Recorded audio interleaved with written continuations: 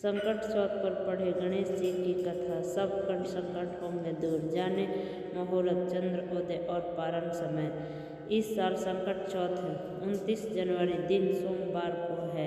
संकट चौथ के दिन माताएं संतान की सुरक्षा और उनके सुखमय जीवन के लिए निर्जला व्रत रखती है। शुभ मुहूर्त में विघ्नहर्ता श्री गणेश जी की पूजा की जाती है और संकट चौथ की व्रत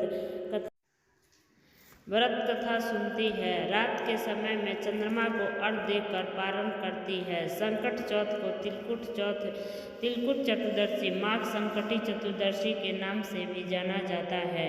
संकट चौथ की व्रत कथा, पूजा मुहूर्त, पारण समय और चंद्रोदय के बारे में जाने। संकट चौथ व्रत कथा। पहली कथा।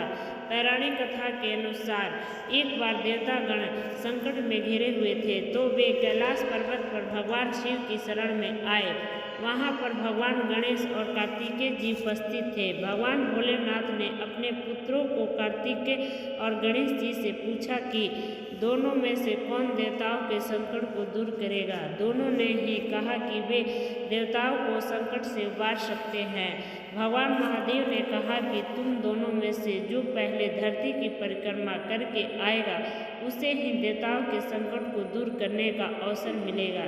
यह सुनते ही कार्तिकेय मोर पर सवार होकर पृथ्वी की परिक्रमा करने चल दिए। गणेश जी का वाहन मूषक था और उससे पृथ्वी की परिक्रमा जल्दी कर पाना संभव नहीं था। तब गणेश जी अपने माता पिता की परिक्रमा करनी शुरू कर दी। 7 बार परिक्रमा करने के बाद वे अपने माता पिता को प्रणाम करके एक तरफ खड़े हो गए। कुछ देर में कार्तिकेय वहां आ गए और स्वयं को विजेता बताने लगे।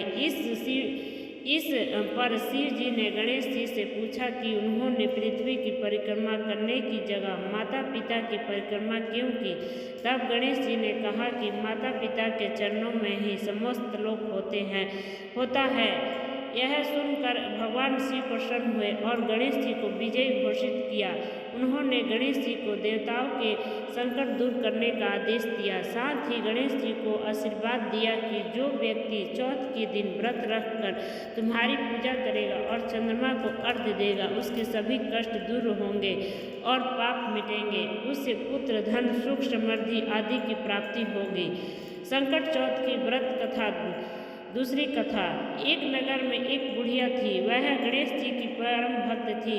हमेशा चतुर्दशी का व्रत रखती और गणेश जी की पूजा करती थी। एक दिन गणेश जी प्रकट हुए और उससे बोले कि आज तुम जो चाहो मांग लो, मन की मुराद पूरी होगी। इस पर बुढ़िया ने गणेश जी से कहा कि उसे तो मांगना नहीं आता, वह कैसे कुछ मांगे। तब गणेश जी ने कहा कि तुम अपने बेटे और बहू से सलाह लेकर मांग ले। इस पर बुढ़िया ने अपने बेटे से कहा कि गणेश जी ने कुछ मांगने को कहा है, क्या मांग लूँ। उसने कहा कि धन मांग ले। उसकी पत्नी ने कहा कि नाती मांग ले।